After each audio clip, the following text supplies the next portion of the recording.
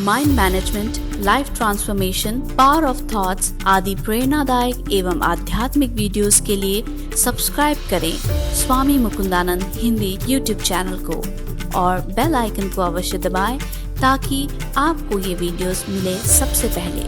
आपके जीवन में विभिन्न प्रकार के संबंधी हैं। कुछ दोस्त, कुछ रिश्तेदार, कुछ स्वजन, अपने ही परिवार वाले, कुछ आपके ऑफिस में बॉस, कुलीग, सबॉर्डिनेट इत्यादि। इन सब संबंधों को सफलतापूर्वक चलाने के लिए इनकी सिंचाई करना आवश्यक हो जाता। याद रखें, दोष भी मिलेंगे इन लोगों में, हम उनको इग्नोर करें और उनके गुणों को ग्रहण करते हुए उनके साथ व्यवहार करें और तालमेल बनाएं।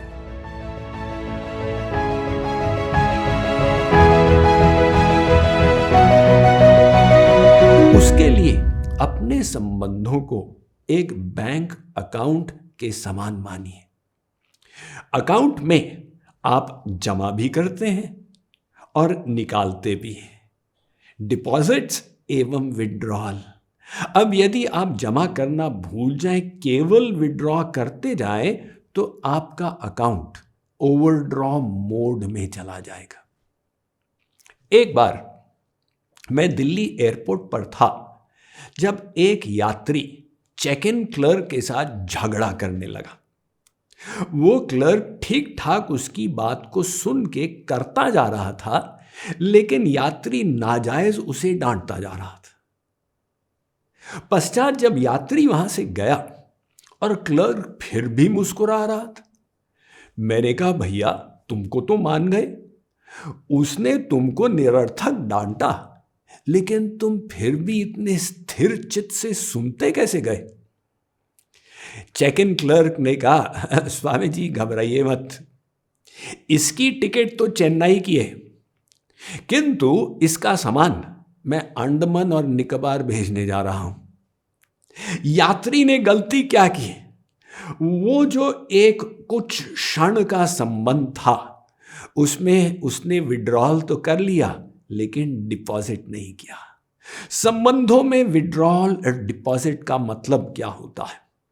हम जो किसी को देख के मुस्कुराते हैं, स्नेह दर्शाते हैं, उसकी बात मानते हैं, उसका समर्थन करते हैं, उसे क्षमा करते हैं गलतियों के लिए, इसे डिपॉजिट के रूप में देखिए। हम जब कभी उसको नाराजगी व्यक्त करते हैं, अवहेलना करते हैं, डांटते हैं, उसकी इच्छा के विपरीत कार्य कराते हैं, अपनी बात के प्रति उसको मनाते हैं, ये सब को आप विड्रॉल समझिए। तो डिपॉजिट्स पर ध्यान अवश्य दें। कभी कभी विड्रॉल भी आवश्यक होता है।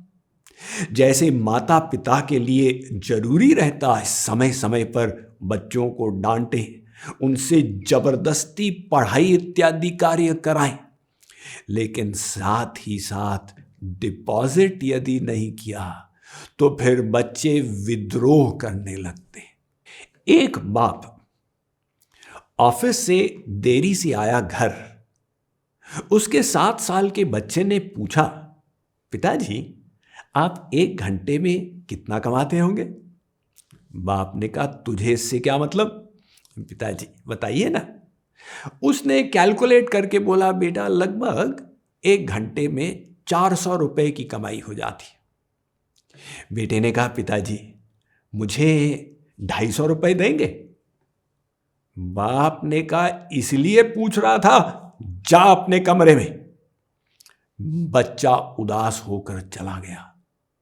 पश्चात बाप को ग्लानि होने लगी कि भी मैंने क्यों डांटा अपने बच्चे को, रात को कुछ समय के लिए तो मिलता हूं, अरे छोटा सा काम है कर दो। बाप ने 250 रुपए लेके जाके बच्चे को दिए।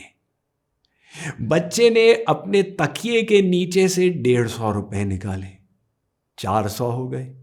उसने कहा, पिताजी आपके 1 घंटे का समय मैं खरीद सकता हूं? बाप के आंसू निकल आए।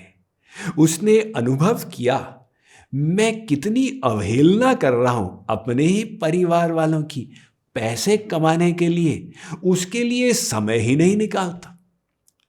तो कोई भी स्त्री, पति, माँ बाप, बेटा बेटी ये आशा नहीं करते कि आप उनके लिए 24 घंटे का समय निकालेंगे, किंतु 15 मिनट भी यदि क्वालिटी समय उनके साथ व्यतीत करें, उसका बड़ा महत्व होता है। समस्या यह है, किसी भी संबंध में प्रारंभ में हम मृदुलता पूर्वक संवेदनशील व्यवहार करते हैं, पश्चात हम उस बात की अवहेलना कर देते हैं। एक मैरिज काउंसलर ने गोल्डन रेशो निकाला है 5:1 का। उसने कहा कि कोई भी विवाह तब प्रेम पूर्वक चलता रहता है अगर 5:1 रेशो मेंटेन हो। क्या मतलब कि एक विड्रॉल के लिए मिनिमम 5 डिपॉजिट्स होने चाहिए। एक बार आपने जो नेगेटिव व्यवहार किया उसको बैलेंस करने के लिए 5 बार पॉजिटिव व्यवहार करना होगा। तो अपने संबंधों की सिंचाई के लिए दूसरी बात ये याद रखें कि दूसरे के विचारों के प्रति संवेदना हो। हम लोग इस बात को भुला देते। एक टीचर ने बच्चों को स्कूल में पाठ पढ़ाया। उसने दिनेश से कहा कि दिनेश 2+2 कितना होता है। दिनेश का चेहरा ब्लैंक था। टीचर ने कहा अच्छा देख, मैं तुझे 2 आम दे रहा हूं, 1 और 1। अब 2 और आम दे रहा हूं, 1 और 1। तेरे पास कितने आम हुए? दिनेश ने कहा मास्टर साहब 5 आम। टीचर ने कहा नहीं तो। अच्छा देख, मैं तुझे 2 केले दे रहा हूं, 1 और 1, और ये 2 केले दे रहा हूं। अब बता तेरे पास कितने केले हुए? दिनेश ने कहा मास्टर साहब 4। बिल्कुल। अब देख, फिर से मैं तुझे आम दे रहा हूं, ये 1 और 1 और ये 1 और 1। बता कितने आम हुए तेरे पास? उसने कहा मास्टर साहब 5। टीचर ने अपने केश पकड़ लिए। अरे भाई दिनेश, ऐसा कैसे?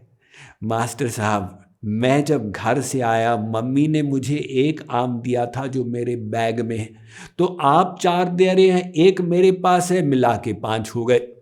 अब बच्चे का अपना दृष्टिकोण था, टीचर का अपना दृष्टिकोण था। हम जब दूसरों के साथ व्यवहार करते हैं, सदा याद रखें उनके संस्कार, उनकी चित्तवृत्ति हमसे पृथक है, और इस बात पर हम ध्यान दें कि वो क्या सोच रहे होंगे। जब हम इन बातों पर विचार करते हुए व्यवहार करेंगे तो अपने संबंधों को बनाए रखने में अधिक सफलता मिलेगी।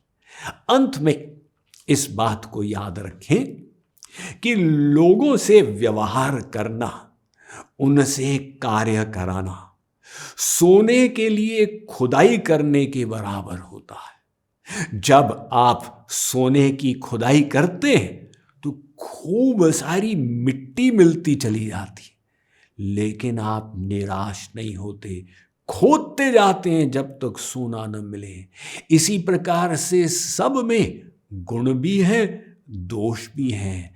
याद रखें, दोष भी मिलेंगे लोगों में, हम उनको इग्नोर करें और उनके गुणों को ग्रहण करते हुए उनके साथ व्यवहार करें और तालमेल बनाएं। तो आज संबंधों की सिंचाई के बारे में हमने एक स्वर्णिम सूत्र सीखा।